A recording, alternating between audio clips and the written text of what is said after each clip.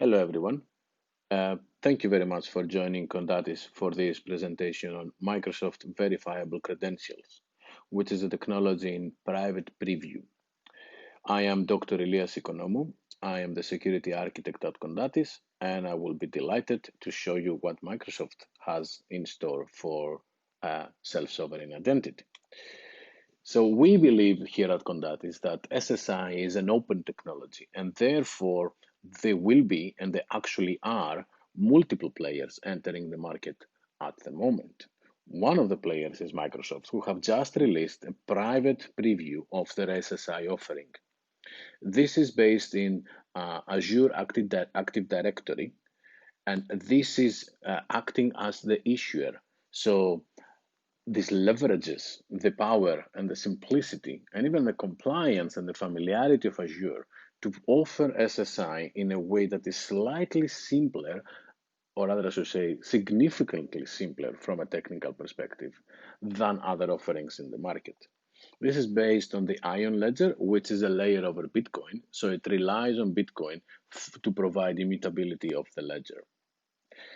In terms of wallet, it uses the Microsoft Authenticator, which is quite a popular app that lots of people have on their mobile already, especially companies and organizations that use the Microsoft technologies in general and Azure Active Directory are very likely to have, their employees are very likely to have the Microsoft Authenticator installed in their phones already.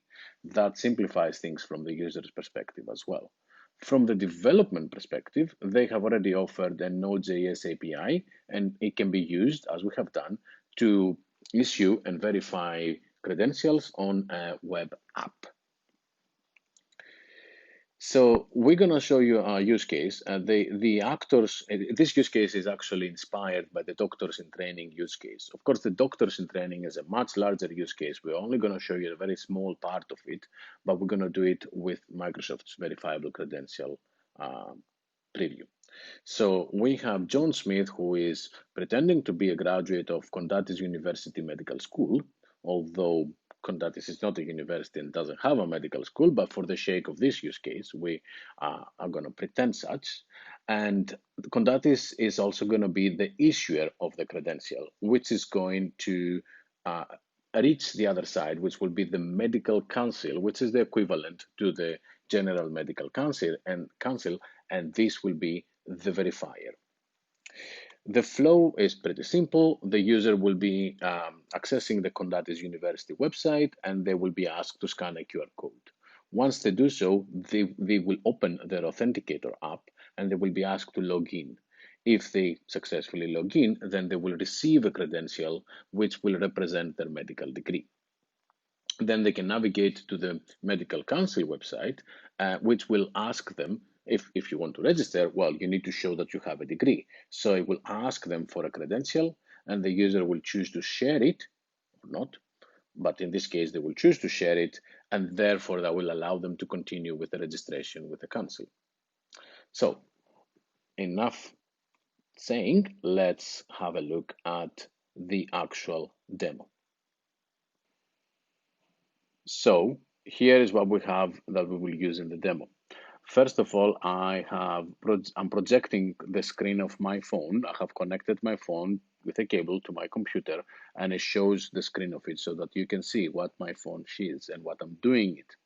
And I have a fake Condatis University website, which this John will go to get their credential. And I have a fake Medical Council website where John will go to share their credential with. So let's start with John, who receives an invitation or a prompt from their university, could be via email, could be via any other means, to go and get their digital credential. So they can go to this website and they can basically just click get started, and it will show a QR code which they can scan with Microsoft Authenticator. So let's open Authenticator on the phone. It's the first time I did a fresh install of the app to show you, so it's the first time this app runs. So yeah, I agree with the privacy, and you see it always had a scan QR code option to simplify the way accounts are added. But now this scan QR code can be used to scan digital credential invitations. So once the scan, it says, yep, this is verifiable credentials are now available in Authenticator. Click Get Started. So let's get started. And it will now go into the issuer and prefetch the card to show what sort of card John is about to accept. In order to accept it, it requires authentication. So we need to click Login with Microsoft Online. I have authenticated with this phone before, so it already has my details. So I just click Continue, and it authenticated John, and they can now click Accept of this card. And now the card will be shared with the Authenticator app running on this phone. That's done. This is one card here. It could be more cards. They would all appear here, and each card can show more details. In this case, we just have the first name and the last name, but it could be as many attributes as we like. I think it's up to 100 attributes. So it could be, about this degree, what's the exact title, when did the student start, when they graduated, what was the grade, and so on. So now it's important to realize that, as with every other SSI solution, this is now in the phone. This piece of data, this credential, is in the phone. It is in the hands of the user. The issuer may stop exist, doesn't have to be. The university might close down, but the user will always have that credential issued and stored in their custody. This is just one way how SSI is achieving decentralization. So John is on a mission to get his registration with the Medical Council. So they will go to the website of the Medical Council, which will prompt them to prove that they have a medical degree. So let's click next here. And as you can imagine, a QR code will show. So let's go back to our authenticator. And on the home screen of the authenticator, we have a QR code scan button. This is the one here. So let's click this, and the QR code scanner appears. We can scan the QR code, and it says that this medical council requires this credential and requires 4 out of 4 items of the credential. We can click it for more details. Yes, it will receive all these 4 items. But in other case, maybe didn't want all the 4 items, so it will be a clear list of the items that it will not receive. Now, John has an explicit option here. They can provide or not provide consent. If they click accept, they are providing consent, which is what I'm going to do now. So that's now shared, and it's going to the verifier website, which is the Medical Council.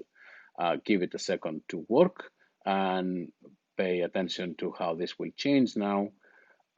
To say that, yep, looks like you're John Smith, so you got the name and you hold the medical degree, congratulations, click next to continue. So supposedly now, if it was a real website, it will continue and basically could just issue another credential to go to the next step, credential that you are a member of the Medical Council, and then go somewhere else, and so on and so on. So John will be collecting these credentials and sharing them as they want. So this is the Microsoft preview of verifiable credentials.